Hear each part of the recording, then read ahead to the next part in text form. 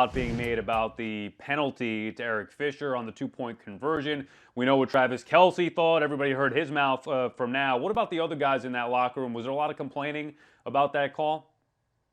No, not a lot of complaining. I mean, some subtle jabs at referees and how they can decide games, but overall, most of the guys were saying it's not Eric Fisher's fault. There's a lot of plays, there's a lot of drives they'd like to have back, and they have all year said they're a team and they don't point any fingers. And Eric Fisher said himself, he said, I don't think any of the guys would want me to take the blame because that's just not the kind of team we are. We know we all have something to say about what happened on the field tonight. So overall pretty positive, but what you got from Kelce is what you kind of expect from Kelce.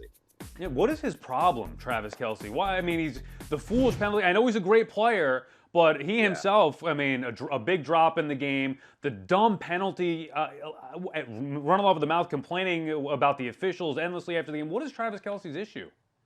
He's one of those guys where what makes him great is also what hurts him. One of those classic examples of he gets so fired up. He plays the game like you want a player to play the game because he loves it so much. So that's where the passion comes out. He'll be the first one to pump up the crowd.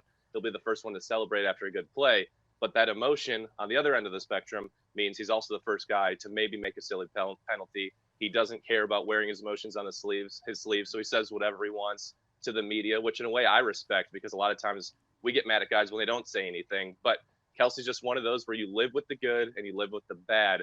And sometimes, like last night, the bad can outweigh the good. And it's just not good for the Chiefs when that happens.